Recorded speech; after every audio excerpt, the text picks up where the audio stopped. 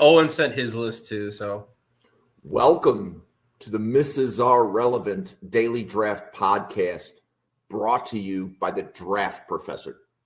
The Draft Professor is the only interactive mock draft simulator. The interactive mock draft simulator has fans mock drafting against the picks of other fans every time you do a mock. This is a first-round challenge, which has fans identify their 5 best first-round picks, and fans of the other 31 teams will be mock drafting against your preferred first-round pick. There is a second-round challenge on the simulator, which allows fans to identify their 10 best 2-round drafts, and this will adjust the draft board so that fans of other teams are mock drafting against your best first and second round picks. The Draft Professor has ranked players functionality. This allows users to rank players at their positions and group them in tiers to be able to compare with other draft boards. The Draft Professor has draft a team functionality, as you see here. Draft a team allows 2 or more users to each snake draft a 22-player team, and you can use this to identify your my guys or identify the depth of your draft board, and it allows users to do a mock draft a much different way than any other draft simulator. Welcome to the Mrs. R Relevant Daily Draft Podcast. This episode will begin shortly. Thank you. Welcome to the Mrs. R Relevant Daily Draft Podcast. I am Jim. I am joined by Josh and Newt. And today we're going to be going over some defensive line rankings. But before we do that, Josh, how are you? Good. Glad to stop in on a Thursday while we got Thursday Night Football going on, but we got the Bears playing the Seahawks. So hopefully I'm not missing too much. But good to jump along on this interior defensive line ranking, which in this draft last year was offense. This year is defense. That's going to be the main calling card. And there's a lot of quality guys, especially once we get into the second round, third round, fourth round. A lot of guys that are going to be filling out those rounds in the interior defensive line room as well as the edge group. But it's a really deep class, in my opinion. I'm excited to talk about it. Newt, how are you? Oh man, I'm doing well. I'm jacked for tonight. I think kind of along that line, especially if you take the defensive line into a little bit more of a magnifying glass. I think this group is special compared to last year, if not, the last couple of years. I think you talk about top 100 guys in recent past. It's a couple names that might pop. I think this year's got a good chance to have a good handful of guys that are going to be making an impact. Maybe not their rookie year, but definitely on that rookie contract, putting some big contributions forward for their team. So I'm excited to talk about these guys tonight. Fantastic. So also, I just want to give a shout out. So Newt, there's no it's not a Packers game on tonight. So while there is a game on, it's good. That we don't have your eyes. Josh can see what it's. I'll say Josh can see what it's like to podcast with me where I'm not, wearing my TV screen the entire time. That was a hell of a game. That Thursday night game, Lions Packers. Damn. It was just from a football standpoint, but obviously I had more invested being a Packer fan. That was a great game. No, I don't blame you to do the same thing. So we're going to kind of summarize the work that Newt, Owen, Josh, and Clint have done. What was it, the last 7 weeks? I think 6-7 weeks, yeah. If you, Newt, if you didn't know, I think we were doing this since, election day. Yeah. I was saying, I remember, I coach high school soccer, and I think we were talking. I was like, hey, the minute the soccer season's over, I'll hop on that Thursday. We can go from there. So, early November, it's been for sure. So I am going to share graphics from Newt and myself. And while Newt and Josh are kind of talking through this, I'm going to get Josh's graphic on the screen. Josh made it just in time, so it didn't quite make it for the live podcast, but I will add it. But I think the way that I'll kick this off is when we originally discussed this, and I think it was like 3 weeks ago when Josh was on the podcast with us. Josh had Walter Nolan in a different spot than he does today. But looking at how somebody sees Harmon, Grant, and Tyleik Williams is going to help you define floor and ceiling of a defensive line. So, for example, Derek Harmon probably has a higher ceiling than Tyleik Williams or Kenneth Grant. But the floor for Grant might be higher than Derek Harmon. So those are some of the things that as you're looking at a defensive line big board, that maybe we could kick this off with, I guess, Josh, you want to kind of talk about Mason Graham and then kind of kick that off to Newton. While we're doing that, I'm going to try to throw your graphic onto the screen. I got you. Yeah, let's go over the defensive line one in this draft class. And I think that's been settled since the beginning of summer with Mason Graham. You just turn on the playoff run last year. You saw how dominant this guy can be a force in the run and pass game. Really smart, high football IQ, knows to attack the stunts and twists really easily. He uses his leverage to an advantage. Really well-rounded prospect, all in all, can overwhelm interior offensive linemen in the run game. Plays with good leverage. I love his play strength and his use of hands to disengage with blockers. He shows really good promise as a pass rusher. May have taken a step down this year in production total, but the use of hands is still there. The counters are still there for me. I think this is one of the more polished pass rush tools for interior defensive linemen in this class. And even though Michigan didn't have the season that we all anticipated, it was definitely not in part to Mason Graham. He obviously made his presence felt in that Ohio State game. Really, if Will Johnson wasn't such a dominant person on the outside for that Michigan team, Mason Graham would be the one really highlighted from that team, even though he already is. For me, this is a bona fide plug-and-play starter day one with upside to become a future All-Pro if he plays his cards right and develop properly. But if not, you're getting a really high floor with this guy, somebody that can start for you for 8+ years while he's still young. I really like what he brings to the table. For me, he's a top 5 player on my board. I don't think it should be an overthought or overquestion where people have him. Yeah, no, I love everything you said about that. He's one of 4 blue chip prospects I have as of right now in this year's draft, and everything that Josh said hits that 100%. I think that what you see is not what you're getting, but what you see is a damn high floor, and obviously the work potential to go into what is going to be like that. Hopefully all-pro career. I said this when we were doing him last week in terms of like the breakdown. He reminds me a lot of Aiden Hutchinson. Obviously, 2 different players, but that Michigan kind of evokes it a little bit, where you have a guy that is dominant in college. He's got that nose to the grindstone, hard work ethic, and he comes in with that floor that you expect for a top 5 prospect. But he's going to work his ass off, and he's got the character, the physical tools, gifts, and then on top of that, he just has that mentality where he's going to push himself to be one of the best players that he can be in the league. It makes me think of that over and over and over. And I know it's the Michigan connection that does it, but I cannot get it out of my head. And it's why he's sitting number 3 on my board as a force to be reckoned with. I said, we haven't seen a guy like this since Jalen Carter. And I think that they're 2 different prospects. Jalen Carter, extremely gifted in terms of athletics, strength, speed, quickness. But I think what Jalen Carter didn't have is the character pieces that Grant brings to the table. And Graham's going to be a guy that really, really continues to progress and not settle for where he's at now. So easily consensus DT1.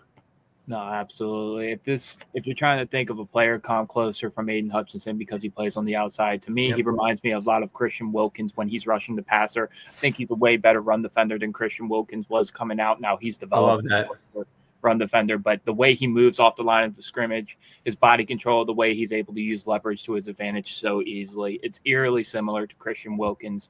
playing that interior 3-tech role. So that's a guy you can think of comping to Mason Graham a little bit.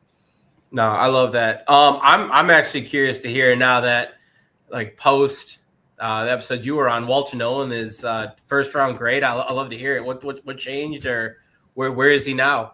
So this is a guy that I'm trying not to compare to Byron Murphy because they're two completely different players in how they move.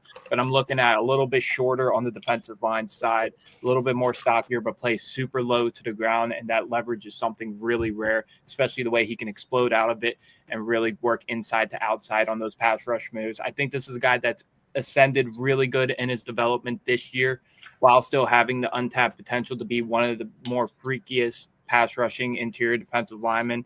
I love the versatility that he brings. That's something that we mentioned previously. I think its use of his hands has improved from his Texas A&M stint to his Ole Miss stint, and that's been because Lane Kiffin's had to have him out there on all 3 downs. He's been asked to do more. He's taken that responsibility on, and he's really handled that really well this year. I think this is a guy almost you're betting on the trace, but you also like what he brings you right away to the table. And an interior defensive line class where we're going to have a lot of guys in round 2, round 3, kind of all meshed together in the same little group. I think Walter Nolan has established himself as more of a higher floor compared to all those guys, but in my mind, also a higher ceiling. So I have him firmly in my top 30. This is a guy, if you're trying to pick the next best interior defensive lineman, one for you right now and one for the future, this is probably the bet you're going to. Yeah, I like that. I think, if I remember correctly, Josh, you had him at 35 on the last podcast. Yeah. So you moved him up to 30. Yeah, right? He's in the top 30 right now. Yeah. Right. And I'll still say that I still think Josh is significantly lower on Nolan than consensus. Mm-hmm. Right? That's still, even with him being at 30 with in the first round, you're still – he's still not as high as, at some point I would love to see your board to know, let's say the 10 guys that you have above him. Yeah. I'll say I got my consensus board puts him at 22 right now. So he's definitely kind of in that range for sure. What you're saying, Jim.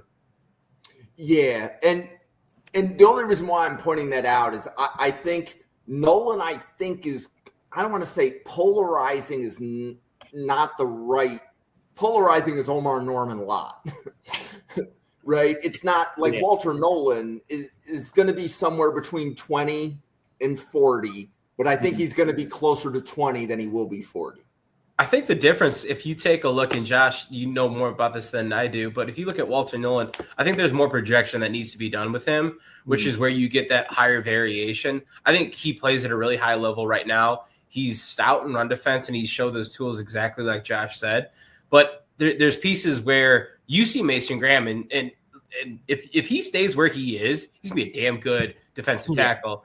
If Walter Nolan stays where he is, it's okay, but it's not first-round talent worthy. There are things that he has to continue to do, but I think with his size, his athleticism, he has the ability to do that. And I think when you have these players that are a little bit more projection based, I think that if you look on the edge side, Mykel Williams is a really great example of this, who's going to be one of the bigger variance players because he's so much of a toolsy prospect and he has a lot of projection that's associated with them. I don't think Walter Nolan is as projection based as Mykel Williams is, but I think I would say maybe Derek Harmon would be the other one that you could compare to him. I would think maybe even a little bit more. But you look at Graham, Grant, and Williams, I think those are 3 players that have a really high floor and are going to be able to plug and play a little bit more and are going to have lower variance because of that. Yeah. Where with Harmon and Nolan, you're betting on those projections a little bit more. So I think that's where that variance comes from. I went through and got a chance to watch a lot more film for other aspects of positions. And I didn't change my grade on Nolan, but right now he's 17 on my board. So he's sitting pretty firm with that first round grade.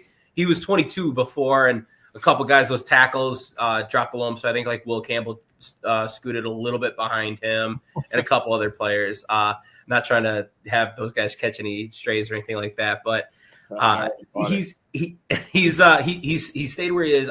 I really, really like Nolan. I'm a little bit higher on him consensus.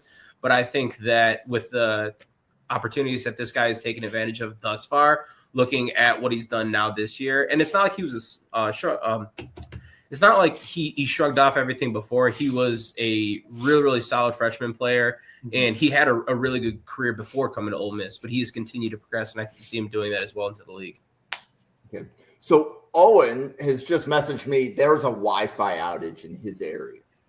Damn. So his service is out. So Yeah.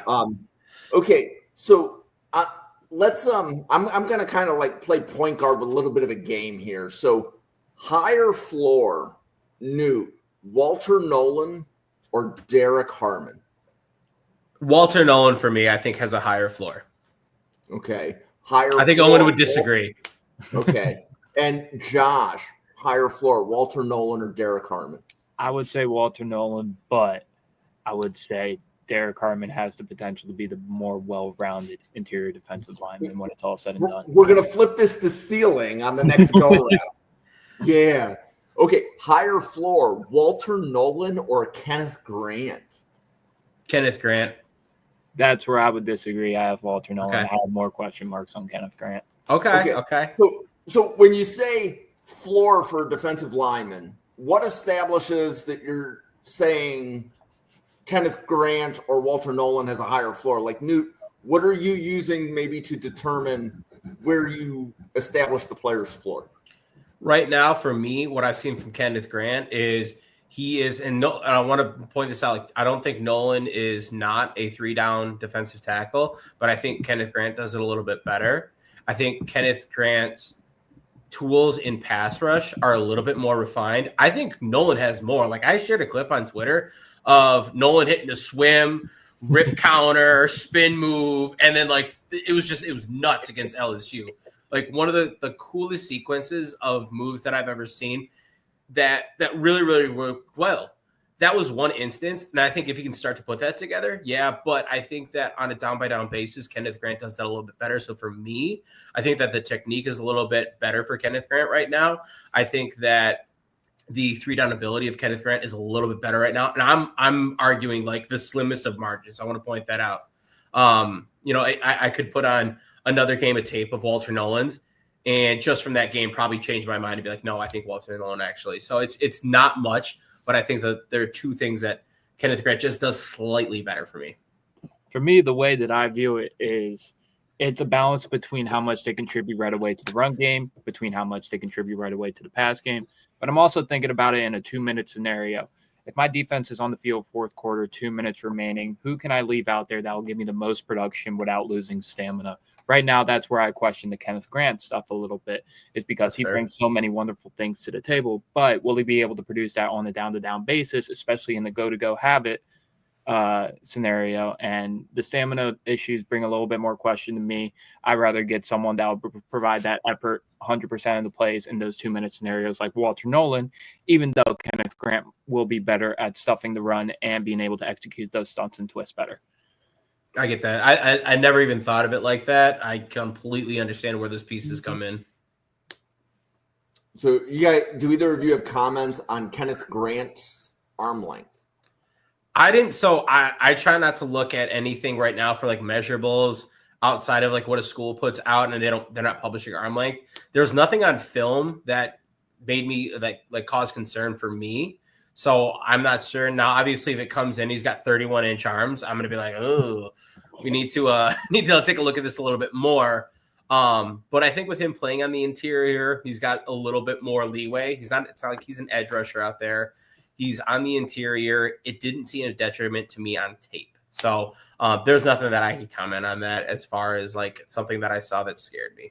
No, and even if that does become a concern once we get later into the draft process, Kenneth Grant's one of the few interior defensive linemen that bring those intangible things that really none of these other interior defensive linemen besides his teammate Mason Graham can bring to the table, such as staying with a play at 20 yards downfield, having the speed and agility for a guy that big, that heavy, et cetera, et cetera. So it's a give or go thing. Not every prospect's going to be complete and perfect, but he does bring some desirable traits outside of that kind of counteract that a little bit. Okay. Is there any world where Tyleik Williams has a higher floor than Kenneth Grant? I'll take the reins on this one. I believe so, day one. Now, once we start getting a couple years into the NFL, I think Kenneth Grant's going to establish himself and become bring a way better floor than Tyleik Williams is going to have. But the way Tyleik Williams defends the run, it is one of the better ones in this draft class. He's a proven starter for multiple years on Ohio State. He's trusted. He's a high IQ player. So that right away to the NFL is going to translate day one. And with those stamina concerns I have with Grant a little bit, I would say Tyleik Williams, but that doesn't reflect my grade. I have Kenneth Grant slightly over Tyleik. So I like that as well. I probably give it to Grant just because of how close I already have him and Nolan. I think if you were telling me that they were going to go and I've got 3 downs to stop the opponent from getting a first down, Tyleik Williams out there all day long. Tyleik Williams might be out there ahead of everyone except Mason Graham. Mm-hmm. But for me, if I go back to some of the elements that I think of with Tyleik Williams, I don't think he's really providing right now a ton for me on third down in terms of, hey, are you going to be able to be someone that causes that quarterback to feel the pressure in the pocket a little bit? I think he can. I truly think he can develop into that. I think he's been such a good player for Ohio State, and I think he's done what's been asked of him there so far. I don't think that that's his ceiling, but right now I would lean Kenneth Grant because he gives me all 3 downs rather than just the first 2. That's a good point to Newt's point. Tyleik Williams definitely does not bring that third down ability that most of these guys ranked below Tyleik definitely does. That's the one detriment you have on his scouting report.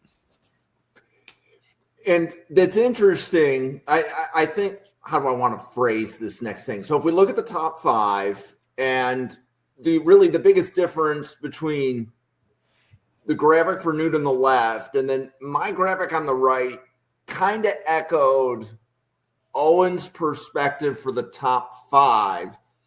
And then Newt's influence took over at Riley Mills further on down. That's all that matters is that Mills is right there on your list, Jim. Yep. Yeah. But the reason why I'm asking this, I guess the statement I want to make is when you're drafting, like if you're thinking of your favorite team's GM and you're trying to, let's say, analyze, do they draft well? There's such a thing as start for you immediately, which it sounds like from Newt and Josh, you guys are in consensus that if Tyleik Williams goes to a team, he's coming into training camp and he's probably winning the starting job in training camp. At least on second downs, absolutely. Oh, right. The way NFL teams run defensive fronts in the league right now, 100%. Right. And then he's further down on your boards because you're projecting what he will become, and you're basically he's 5th on the board because you think he is what he's going to be, and you're not going to see a ceiling on him that's going to project him more. Is that a fair? I think for all of these, and none of these is like exactly the statement. I think Tyleik is the closest to what you see is what you get. But with that, I don't even think that pertains as true to him. Like I said, I think he can develop the tools. He's a good enough athlete. He's coachable enough where he can develop into I'm not saying that he's going to be, this stellar third down pass rushing defensive tackle, but I think that he can be a presence that is consistently pushing the pocket back. I think that with the other 4 guys, there's a lot of pieces that go into them. I think that Derek Harmon is probably going to be the biggest variance in there because of that. That's why he creeps it down a little bit lower on my list. Truth be told, when I get the measurables and start seeing him in the combine, there's a world where he pops above Tyleik Williams for me because of those freaky things that Derek Harmon can do. Derek Harmon's he's not going to necessarily be the best on first and second down, but he's not bad, like by any means. Like he can stand in there and he could be almost a plug and play defensive tackle in the NFL on all 3 downs. I think for me, I want to see, what athletic things does he bring into the table? He's going to be definitely a big combine guy for me. Mm-hmm.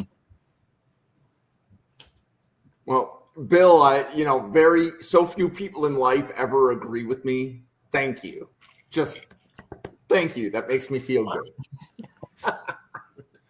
And so my gift when it comes to the draft is being able to listen to the scouting reports that you guys are giving. And that was my gut instinct the first couple times I heard scouting reports on Tyleik Williams, is that there's a chance, there's a world where Tyleik Williams goes second in the draft because a team may not want to take a risk because Williams has the higher floor, whereas and then the reason why Derek Harmon was so high for Owen is he said he thinks that the problems with Harmon are the most easily correctable. Mm-hmm. So that's why he had him higher, right? So I think one of the detractions on Harmon is his missed tackle rate. Yep. And one of the things that Owen was saying, he says that's relatively, out of all the things to fix, that's one of the easier things to fix. If we're talking about the interior of the defensive line now, we've gone over linebackers. That's one of the key focal points that we're talking about with linebackers, or missed tackle percentage. How easily fixable is that or not? On the interior side of the ball, there's many other elements that go into it. What type of run play is it? What side is it going to? Are you on the backside of the run play? Are you getting interfered by a backside guard, et cetera, et cetera? Few times is it really an interior guy really whipping on the tackle in the backfield, except for the one or two times Ashton Genty make Derek Harmon look stupid. But let's be honest, Ashton Genty made everybody look stupid this year. So when we're talking about interior defensive lines, missed tackle percentage is one of the easier things to fix. But back to your point, like you were talking about, Derek Harmon and Tyleik Williams have identical grades to me, but I have Derek Harmon one spot ahead of Tyleik Williams just because we're playing that game as scouts of what they are right now, production versus projection. And while Tyleik Williams absolutely is the better first and second down guy right now, and even though Derek Harmon has taken leaps and bounds as a pass rushing force, they're not that far away from one another, even though Tyleik hasn't had the production this year.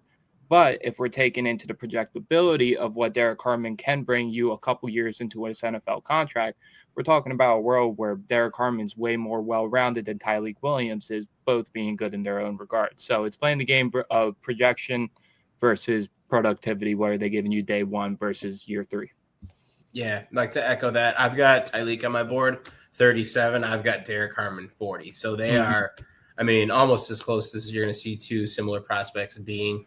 And like I said, there's a couple things where if depending on what I see for measurements and athletic testing coming out, one could easily pop up ahead of the other.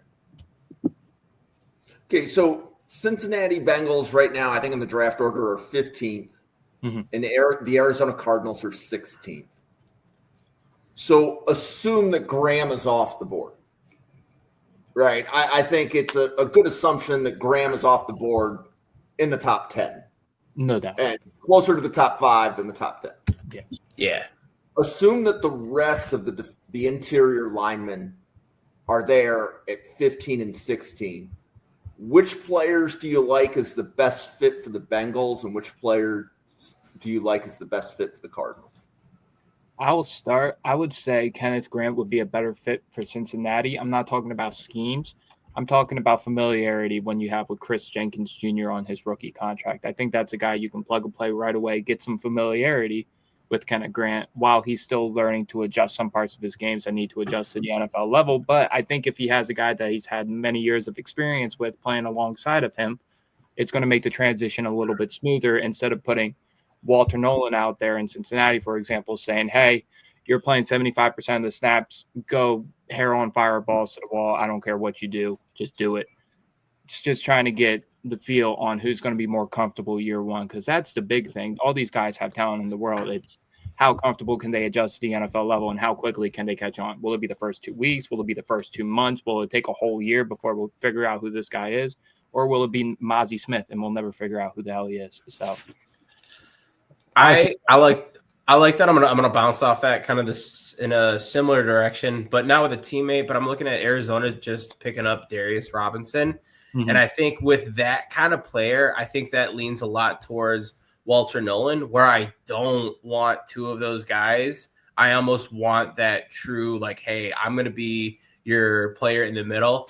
Where I would, if I was Arizona, I'd want Kenneth Grant probably over Walter Nolan myself, because I don't want to have two similar play styles like that. And if not, man, then maybe hope and pray that one of those guys in the second round is there that can play that really true, 1-3 tech, where they're lining up either shade or over the guard and just playing from there as a true between the two guards type player. So I don't like Nolan as much, just because of that similar profile from what they drafted last year. And were you saying you don't like Nolan in Arizona, or you don't in like Arizona? Nolan in Arizona. In Arizona, I'm gonna stand by everything Josh just said for Cincinnati. I wasn't even thinking that, but that's kind of like what sparked the Darius Robinson thought for me. So I would prefer a more true 1 or 3 tech. Not Walter Nolan's he's not Darius Robinson, but he's got a little bit more of that position flexibility to him, where he's not giving you that big, massive body in the center that I kind of wanted from Arizona.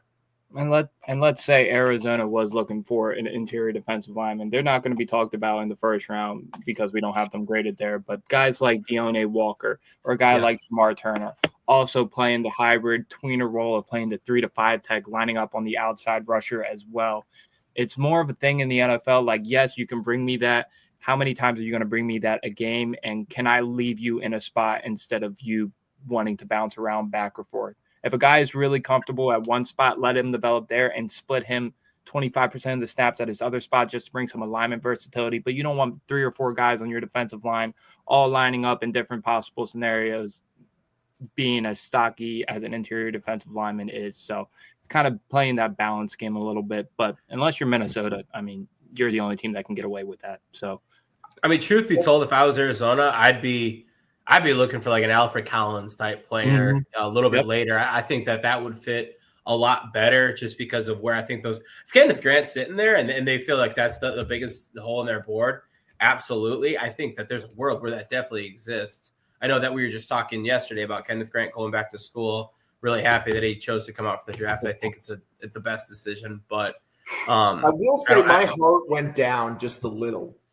Like, there is a world in my head where Kenneth Grant comes to Buffalo. It's an aggressive trade up to go get him.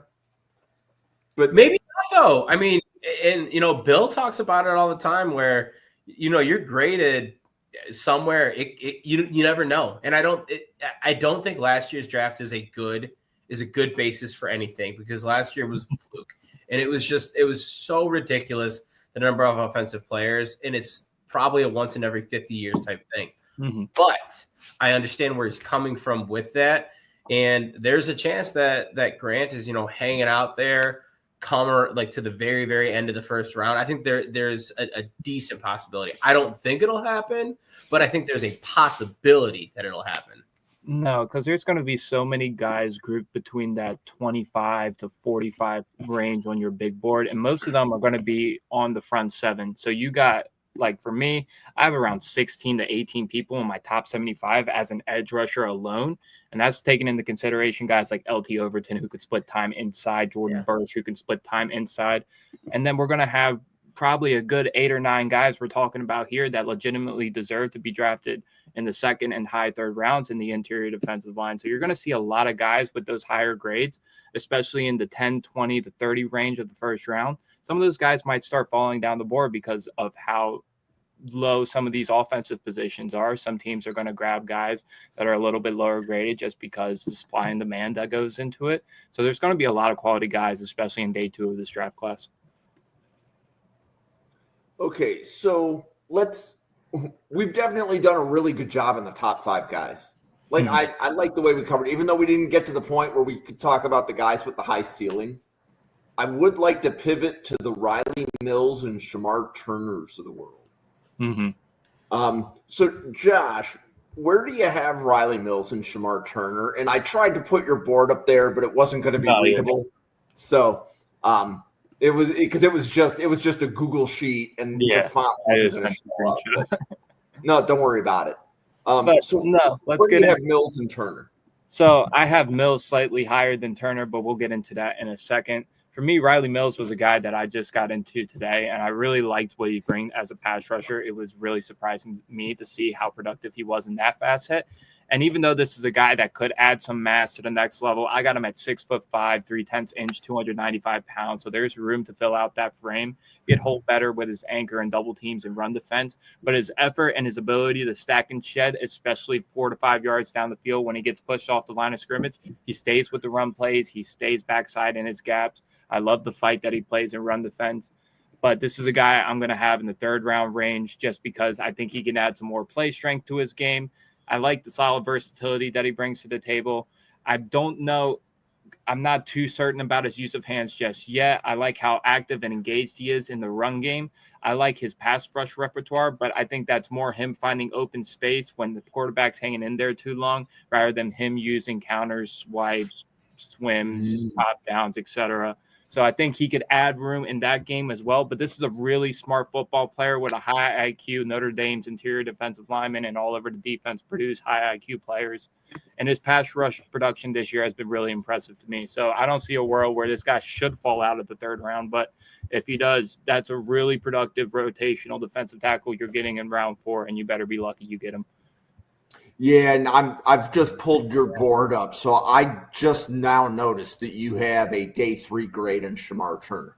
Yes, but it's a 4th round grade, and that could go up because this is one of the guys that we're talking about that could really improve his stock during the Senior Bowl and the Combine, because this guy's going to test out of this world for an interior. He's got those freak movement skills. He's got all the desirable traits that translates to the NFL, and he's had that ever since he's came out of high school. But for me, it's just the overall consistency for me.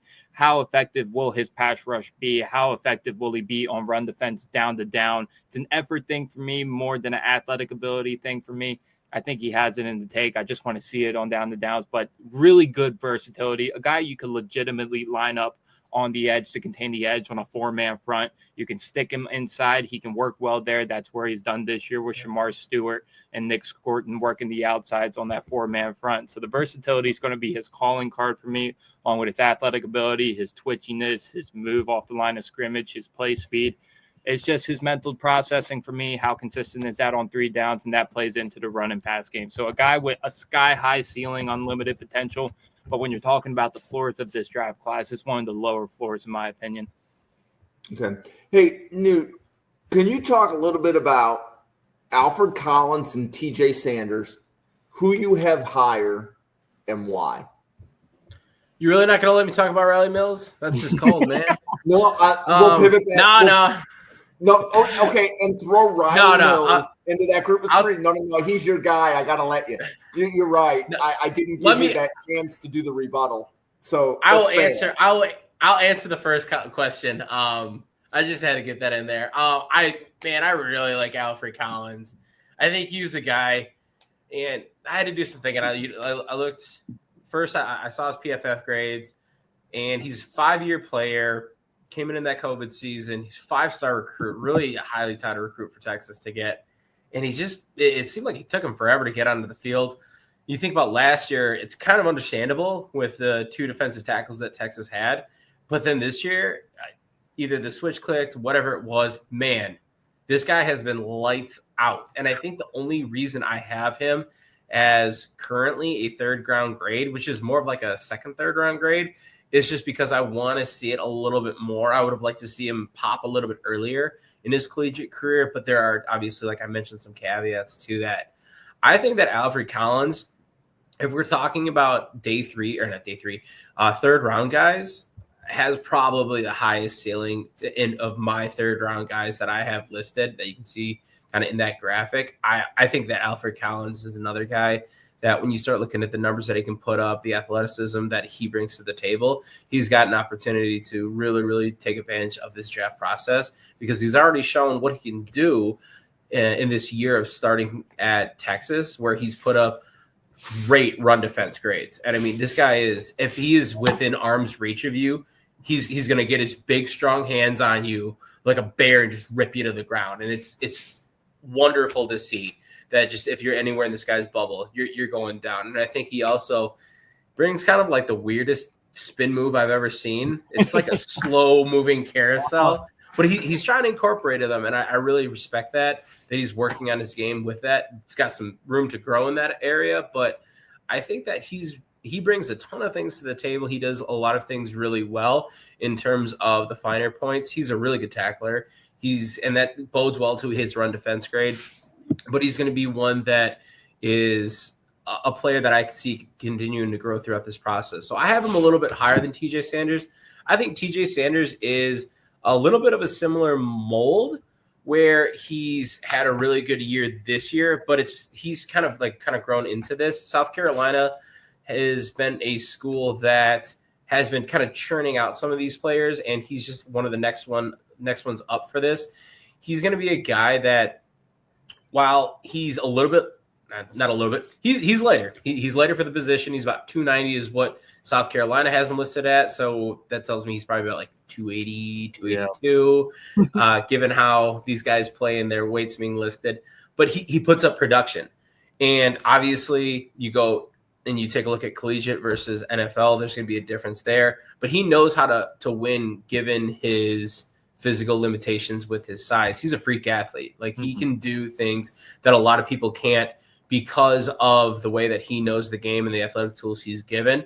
So I think he's a guy for me that's got a little bit of a lower ceiling because right now he's winning off a lot of athleticism. And I think that he's maximizing that potential, and kudos for him for being able to do that. But I think that's only going to get him so far, where if you took a look at Alfred Collins, I think he's doing similar things, but he's winning a little bit more off his size, his weight, his technique, and he's showing that progression now this year where he's gotten the chance and he's really, really boomed, where TJ Sanders has kind of been doing that for a couple of years and stayed at that status quo.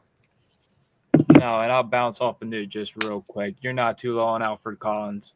I went over him today. Oh, that was the first guy I really, really wanted to watch. He's a second-round grade for me. I don't think there's a better run-defending defensive tackle in this class than Alfred Collins. And if you're getting that in the NFL and that's all you're getting, so be it. I'll take it. I love that. Okay. And the reason, and I think a TJ Sanders to Riley Mills comparison is where I was driving to. I did not mean to shortchange it on Riley Mills, Newt. That was definitely a faux pas on the moderator. No, so if I look at Riley Mills versus TJ Walker, there's obviously a ton of similarities in their game. You look at their size, you look at the length that they have. Both of them are a little bit lighter frame, a little bit more length, but you look at Riley Mills, he's a little bit longer. He's a little bit heavier. He's going to be able to do, just in my opinion, a little bit more with that. And I think that Riley Mills right now, he's like the inverse of Tyleik Williams is the way I see him. He's not a detriment to you on first and second down, but by no means is he going to be like your first choice to go out there. That's like a very easy thing to point out to him.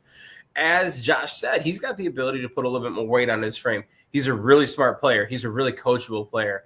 If he gets a little bit more mass on his frame, I'm not saying to the point where he's 320 or something like that, but he gets a little more mass on his frame. He's able to hold up a little bit better anchor and hold the point, double teams, and if he's ever put single team, be able to get a hand out there, because I think that he's the type of player where if he can get those pieces of his game to a point where they're adequate for the NFL level, then he's going to be able to understand what techniques, what things need to go into first and second down, and he's going to be able to accomplish that really, really well. Just like I said for Tyleik Williams for third down. I don't think TJ Sanders is going to be quite there. I think, like I said, there's things that like TJ Sanders is maximizing every bit of gifts he's been given, and I think he is at his ceiling right now where he doesn't have a ton to grow into. And there are some things that might start to show up when he's put at the next level, where I think Riley Mills has the ability to kind of continue growing a little bit. So both similar players collegiately, but I think there's a little bit more to Riley Mills' game, which is why I have him ranked ahead of TJ Sanders. And Josh, where do you have Mills and Sanders? Who do you have higher, and how different is it? And granted, I'm looking at your board, but very closely graded him. New hit on all the points, but I have Sanders slightly above him. They're both third round grades in my mind, and the only thing that differentiates the two is I look for those freak movement skills. And if you have a good attitude, if you're a good character with good effort, good mental processing, those physical special traits are going to grade a little bit higher on my board than the every down-to-down consistency. Both similar molds, but I just like the get off. I like the bend a little bit more in TJ Sanders' game when he's rushing the passer. Those are some freak things that you translate from college to the NFL, and it makes an immediate impact right away. While they're both not ideal run defenders and both need to add mass, and they have their limitations and their athletic ability just with their length profile with TJ Sanders at times, his height, et cetera, et cetera. Those freak movement skills when he's getting off the line, when he's getting out of his stance, I think just hold a little bit more to me than Riley Mills, but both are really sound third-round defensive tackle prospects, guys that I really have no complaints on besides little technical things of their game. Yeah, and I have kind of like pointed out, like just looking at Josh's board, I've got TJ Sanders right about the same spot that Josh does, maybe like a touch lower, but he's a really firm third round guy for me. I've got him like just the middle of it, but there's obviously a lot of things that I see similar as well. Okay, so I'd like to do Deone Walker. We'll pause for a commercial break, and then we'll do guys like Omar Norman Lott, anybody filling after him. But with Deone Walker, talk about him a little bit. And one of the things that I heard, and I don't remember what podcast it was, but somebody compared him to Tavondre Sweat last year. So, and not necessarily from the body type, but more maybe from the draft buzz. So talk about what you see in his game.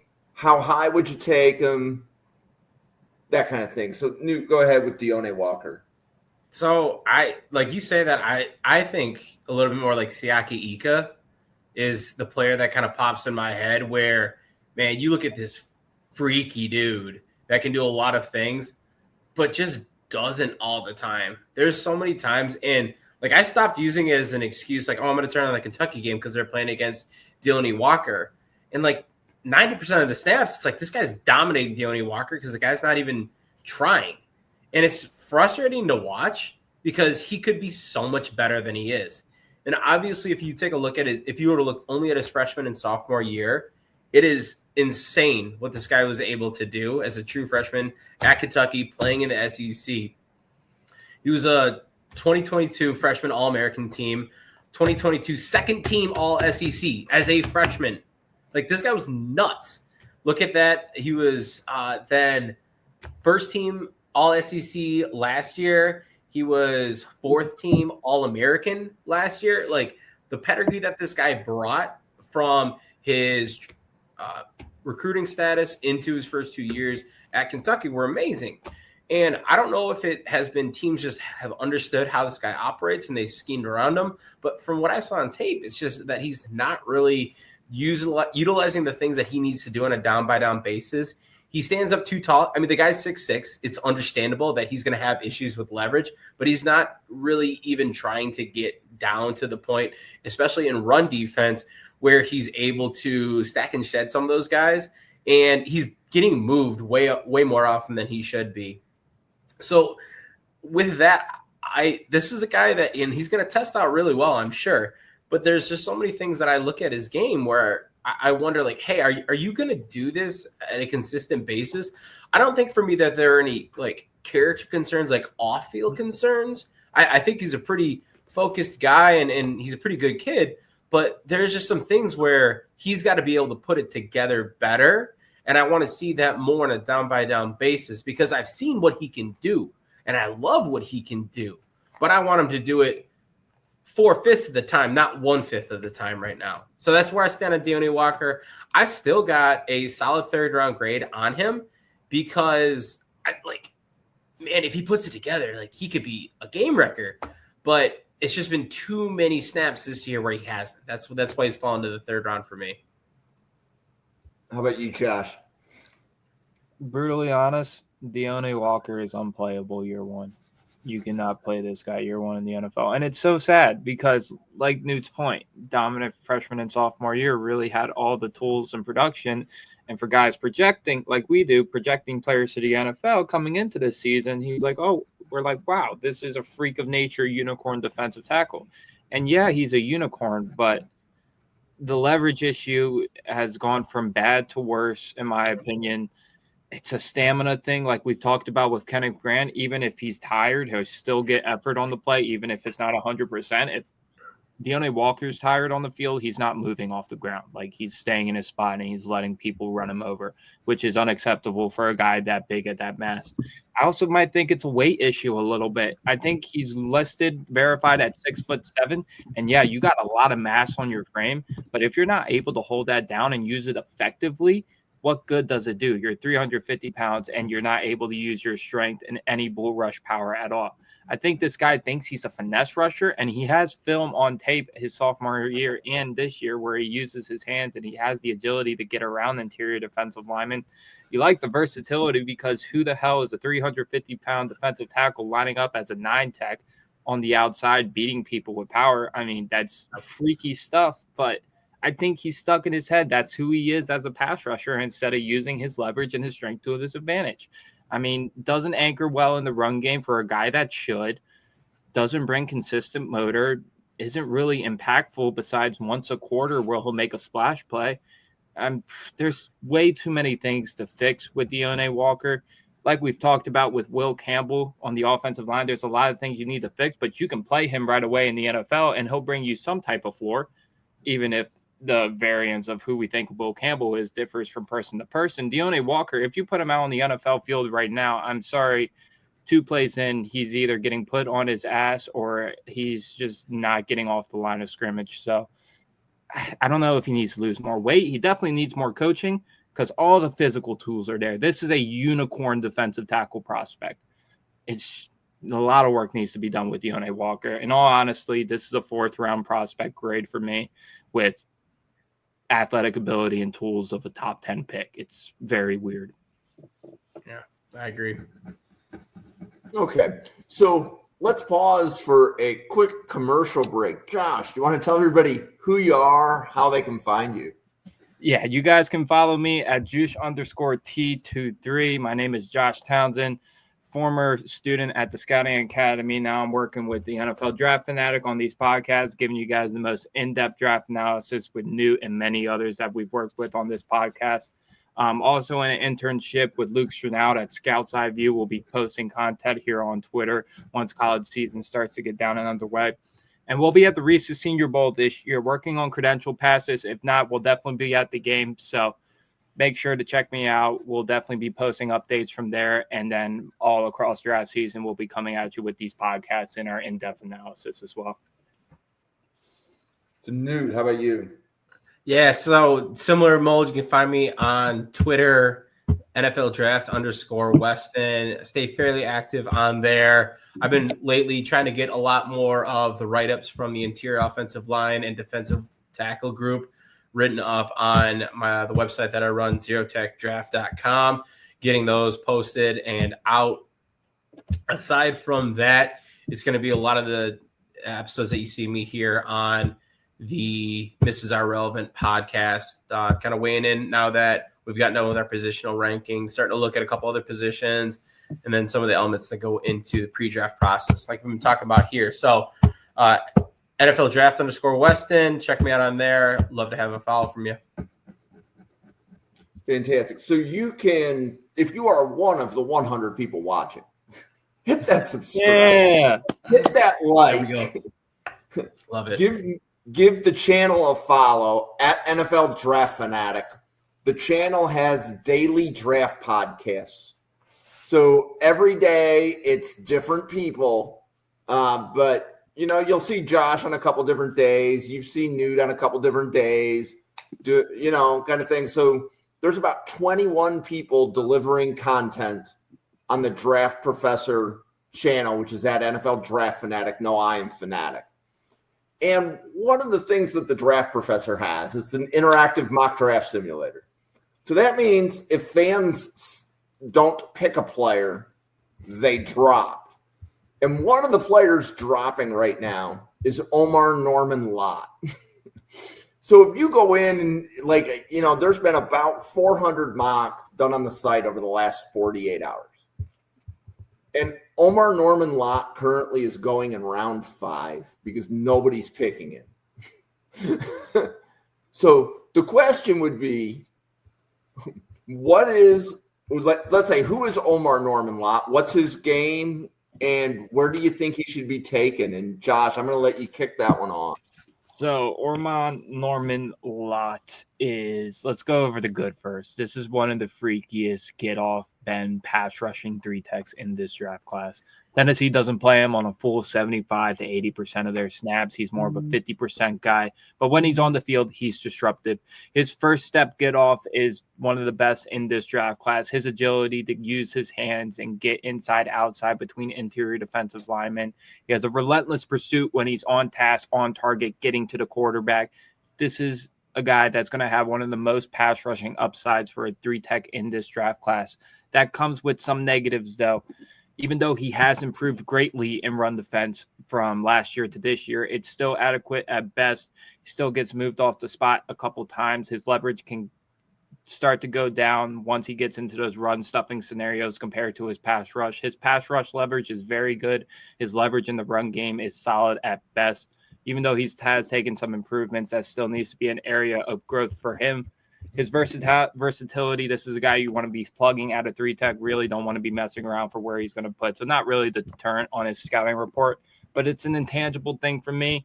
You got to look at the full picture with prospects, and that's taken into account off-field stuff, character actions on the field, and you'll see this guy in the mix between that Florida-Tennessee fight last year, getting right into the middle of it, causing havoc for no reason, getting off assignment on plays, not holding his gap integrity and run defense, also just doing extracurricular stuff out once the play is over, whether it's diving at people's knees or it's kicking the football while the ball is dead, just little stuff like that.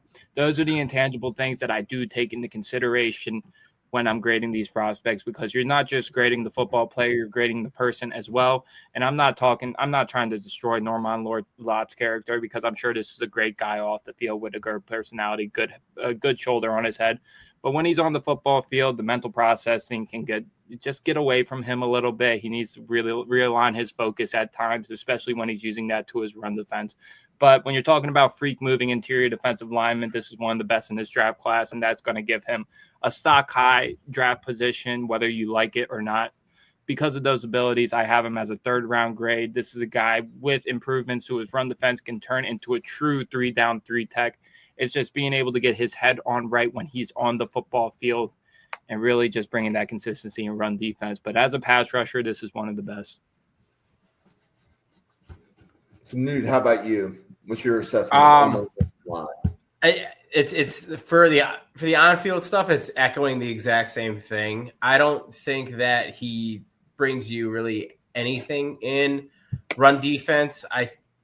He's a guy that's going to be a freaky athlete and get at the quarterback really well. This guy, truthfully, was meant to be about 2 inches taller and have a little bit more speed and be an edge defender. Like that. Yeah. That's what he was meant to be. And somewhere along the line, he just didn't quite get that length that he needed. He's a guy that he's gone through Arizona State and then now Tennessee, and he really flourished at Tennessee. Tennessee is, I think, a good enough program where they were able to rein in a lot of things and put him kind of into the role that fits him best. And I think he excels in that role really, really well.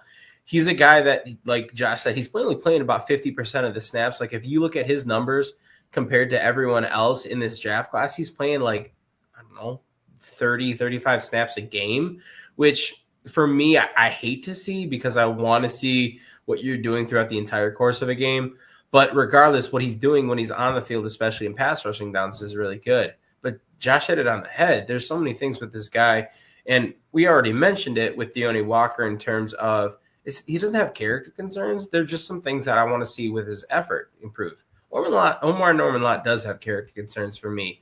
What Josh mentioned with some of the dirty hits with the low hits, you take a look at the scuffle last year. You even look at this year with the University of Kentucky, the shove on the quarterback out of bounds, him running through Connecticut last year with a flag after they pummeled him 56-3. And then there was the clip of him tapping the UTEP quarterback on the shoulder after he threw a pick. You're 11th ranked Tennessee, man. grow up a little bit and play the game. He faked the injury this year too. If I'm not mistaken. I put that. So yeah. So for those that don't know, like there's a clip of him walking. What was it, like 2 minutes left or something like that? Yeah. And then he looks at the sideline and then he just goes down. I put it a little bit more the coaching staff. I tried not to. Of course, it had Omar Norman's lot name tied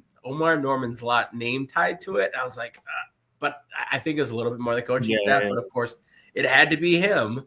That faked injury was awful. But there's just it's like every one of those things. Like you keep bringing them up more and more and more. And I dare anyone out there listening, go type in Omar Norman Lot on Twitter and take a look at the first 10 posts.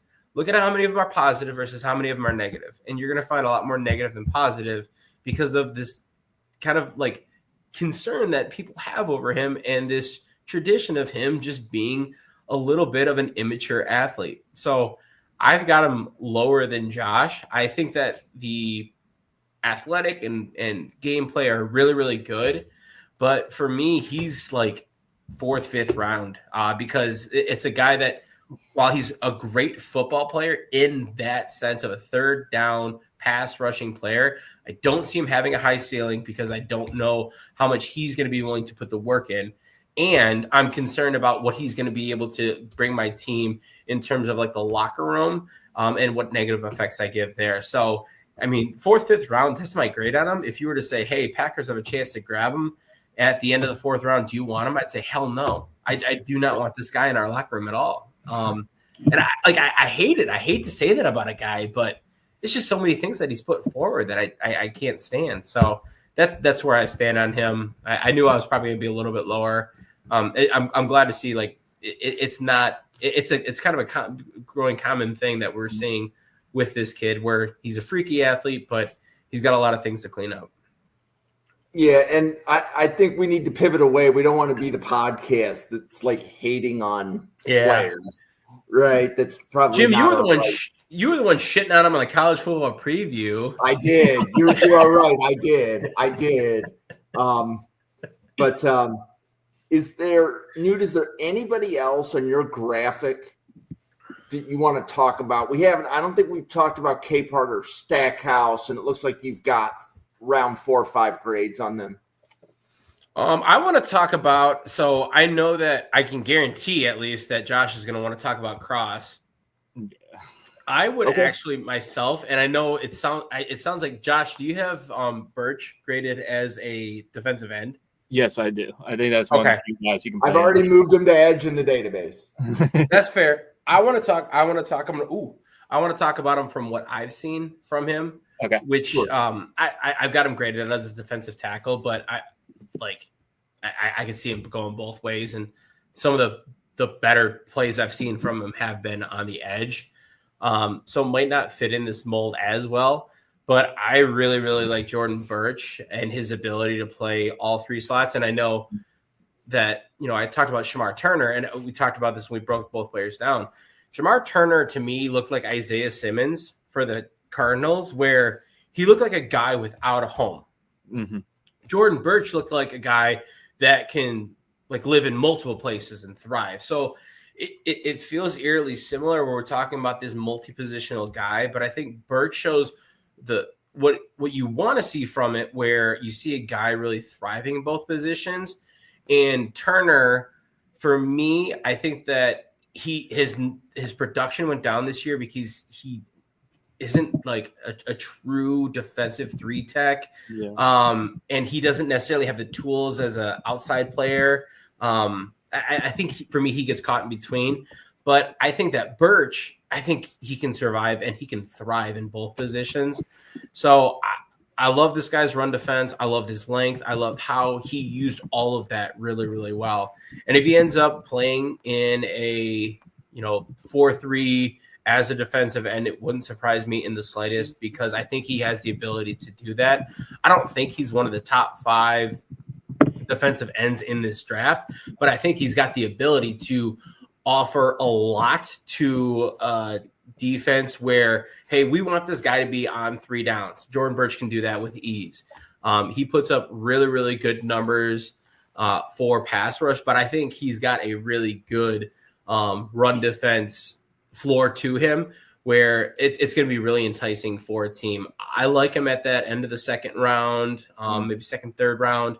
But he's a guy that I think is closer. I'm closer with him and Derek Harmon than I think most are. But I think that Jordan Birch is going to be another guy that, depending on where he goes, he could really, really show up at the next level. So, no, I absolutely agree with you on Jordan Birch. And this is going to be a ridiculously deep edge rusher class.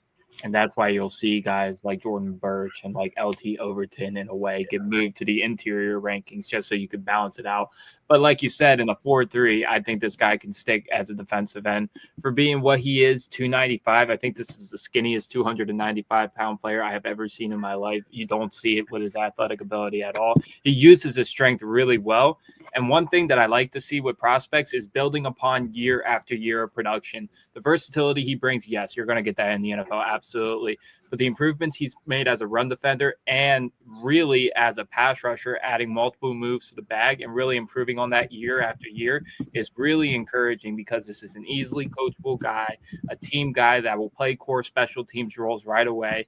And he's really a freak athlete in a different sense that you would think about. He has good speed and good burst and get off for 295 pounds, and that's him sticking as an edge. Imagine that on the inside. Now you have to worry about how well he'll hold as an anchor if you're moving him as a 3 or a 5 tech, how well he'll be able to stay one-on-one and shed those tackles if he moves fully inside. But you love the versatility that he brings. And like you said, in this extremely deep edge rusher class, I'll have him graded as an edge, but he's still a late second round grade for me. And I have him in my top 64, and he's really close with Harmon as well. I have Harmon slightly above, but neck and neck right next to each other. Okay. Any other players that are in the top 15, Newt, that you'd like to give some time to? I mean, obviously, we have covered scouting reports on these players in detail that people can go back and watch. But anybody that you think you want to mention as to like why you put them where you did? No, I want to hear. I'm really excited to hear Josh's take on Cross. I don't think that there are any guys that are in there. I'll give a shout out really quick. Ty Hamilton. I think he's a guy we watched really, really early in the process. I think Ty Hamilton is a guy that he's not, and I talk about this with offensive players. Ty Hamilton is not a sexy defensive lineman in the slightest. He's going to be fairly vanilla for a lot of things, but he is the creamiest, the silkiest French vanilla that you've ever had in your entire life.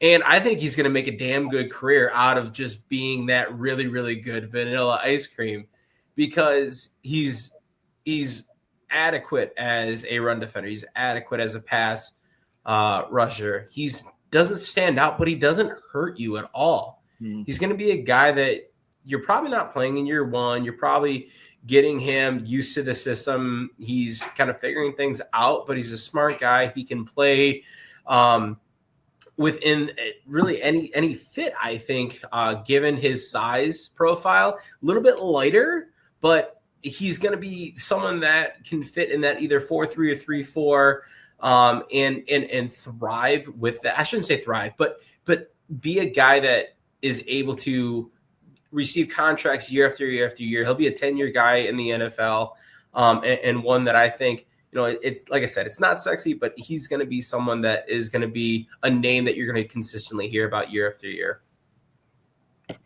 No, that's awesome. That's the one guy that I'm really looking forward to, him and Anita's Peoples, to get into his film next. But I'll shine the light on probably my favorite interior defensive tackle in this class, and Howard Cross.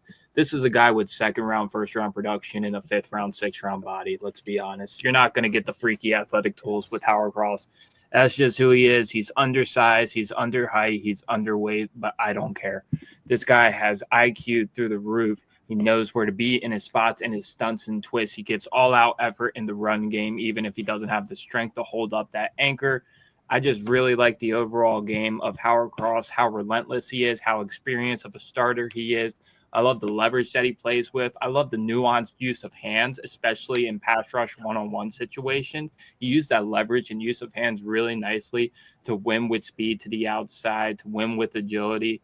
And this is one of the few guys in this draft class, while he might not have the measurables like everybody else, that's going to be the deterrent on him. If he gets hot, this guy can get rolling for a good 3 plays in a row and really impact the quarterback, make him move off his spots. And if he doesn't have the finishing numbers that you'll expect out of a pass rusher with his sacks, he'll definitely make an impact with his pass rush win rate and his presser percentage. So this is a guy that all likelihood will fall into day 3, and someone like the Eagles are going to take him, and we're all going to be like, oh, gosh, here we go. But Howard Cross, 2nd-round production and the 5th-round body, I love everything that he brings to the table.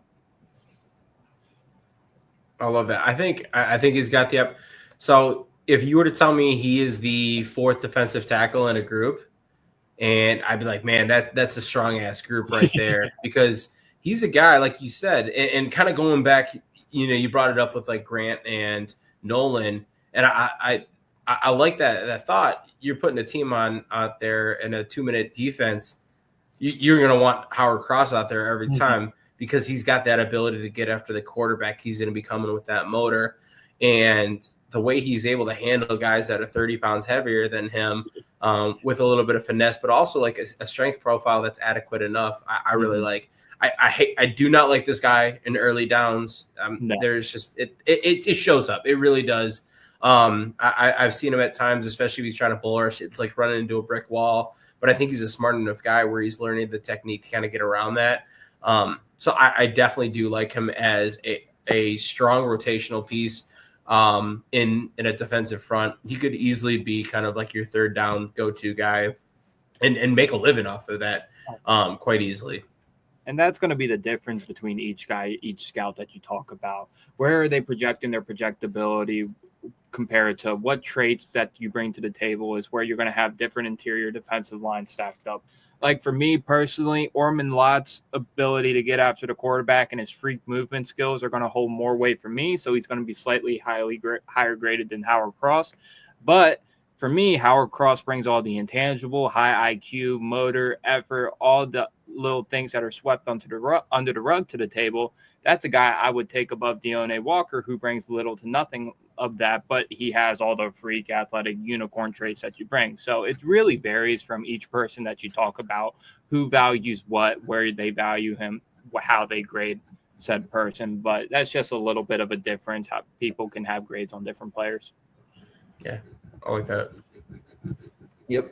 So let's close out this episode. I want to give everybody here a few reminders as to what's coming up next. So Josh is normally on Monday nights, and Jake and Josh are going to start covering other positions. They just did a lot of running backs and a lot of linebackers. Like, I don't think you're going to find too many draft podcasts that cover 32 linebackers. I'm just saying, right? Like, so if you want to learn a lot about linebackers, check the YouTube channel. There's a linebacker channel. You're going to see Jake and Josh on it a lot. They've recorded, I think, let's say 6 or 7 episodes where they covered 4 to 6 linebackers each, as well as 4 to 6 running backs. So you get, 35 running backs, 35 linebackers on that channel. So that's going to be some good stuff. But I believe they're pivoting to Senior Bowl players as well as covering other position groups. So I believe wide receiver is coming up next. Yeah, we're going over Savion Williams, Jack Best out of TCU. We're going over the Iowa State wide receivers that I needed to get into, Jaden Higgins, Jalen Noel, Antonio Williams out of Clemson, Pat Bryant out of Illinois. All these guys that are getting grouped into the Senior Bowl, and while it might not be the wide receiver class we got last year, definitely some quality guys in this group, and that goes back to my roots. I'm a former wide receiver, so those are really guys I'm excited to talk about. But I'll leave you a little tidbit before we get out of here. If you guys go to the linebacker and running backs episode, you'll see all of our grades and scouting reports on each prospect. But I want to put my flag down for one player that needs to be talked about. I have Jahad Campbell as a firm top 10 prospect in this draft class. it's going to vary from different people, but if I was to plant a flag, Jahad Campbell is a top 10 player in this draft class, and a lot of people need to be talking about him more. And I want to give you a shout out, Josh, because we covered Campbell 6 to 8 weeks ago. He was one of the first linebackers we covered, and you said round one. I am starting to see the media say Jahad Campbell round one. Mm-hmm. Okay, so the great thing about Draft Professor is we're able to plant some flags. And if you were to watch Newt and Owen, and they covered offensive line and interior, we had some flags planted, I think, on some interior offensive linemen specifically that nobody's talking about. Armaj Reed Adams from Texas A&M, Luke Kandra from Cincinnati are two that immediately come to mind. And Newt, if there's another one you want to shout out that I'm forgetting, but I think those are two guys that I don't think too many people are talking about right now. No, Luke Kandra is a lot of fun. We've talked about him a handful of times now. He's a player that I think watching him, he lights things up. He plays at a high IQ level. But there have been a couple of them throughout the time that we've been watching guys. So yeah, if you want to check out some of those, Owen and I, there are times that we see guys eye to eye, and then there are other times where Owen is like, this is my guy. I was a little bummed that he wasn't going to be able to be here for Derek Harmon because he's a Harmon truther through and through. And I think I was talking to Josh about that before the show. Mm-hmm. Like, I really want to hear you two talk about him because it's a lot of fun hearing him talk about him because that's his guy for sure. But yeah, no, we went through defensive tackle, interior offensive lineman. I think we not as much as Josh. He's shaming me. I think we went through about 25 guys each. Josh and Jake had a 2-week head start. Don't compare numbers. He had a 2-week head start. We're I think next week we're looking at positional value, which I know Jim already hates me about for that. A little bit of teaser there. No, it's going to be a great podcast because it will be. It'll be fun. Next week, Newt and Owen and I are doing what positions would you build a franchise around?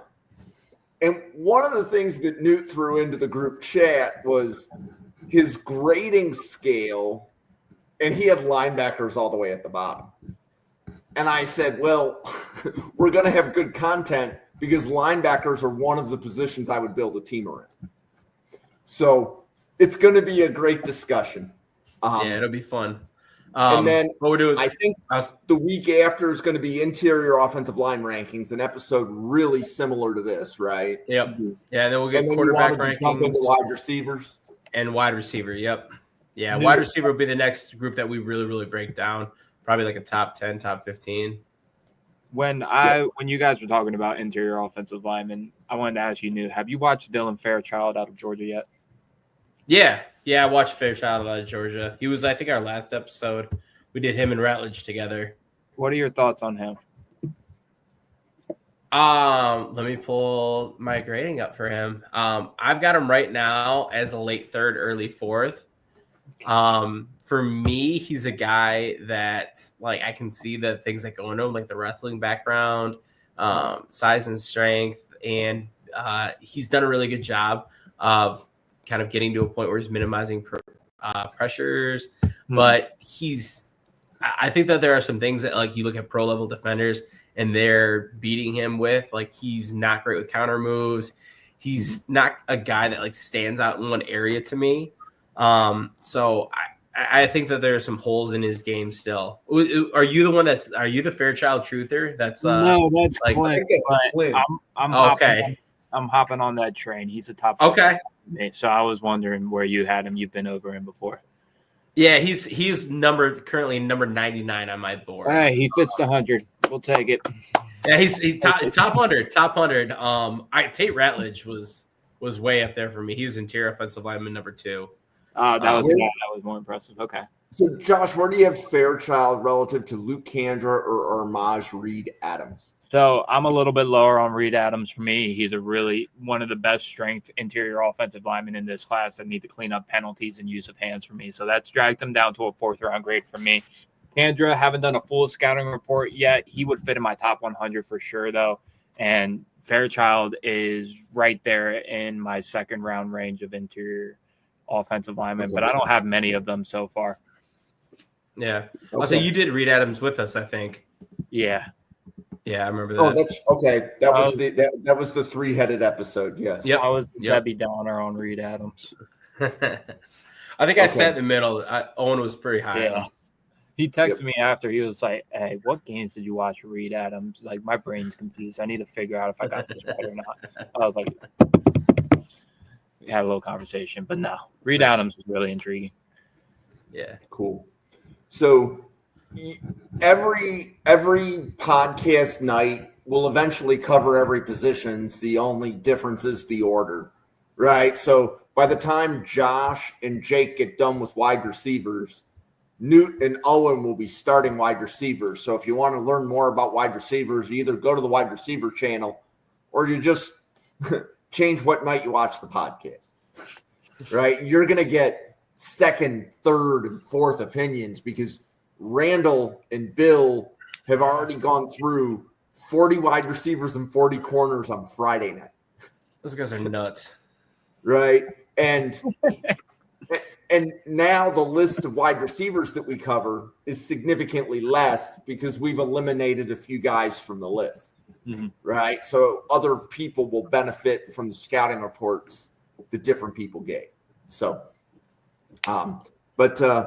anyways, for everybody watching, on behalf of Josh, Newt, myself, thank you from everybody at the Draft Professor. Thank you. We will be back again tomorrow night. Bill Sparks is going to be doing some Senior Bowl content. So I look forward to seeing you there. You want to learn more about the players that are going to be in Mobile. We are going to continue that coverage that Jake and Josh started on Wednesday on Monday, and we're just going to keep going. So just lots of Senior Bowl content coming your way on Mondays and Fridays. So thank you, everybody. Have a great evening. Thanks, guys.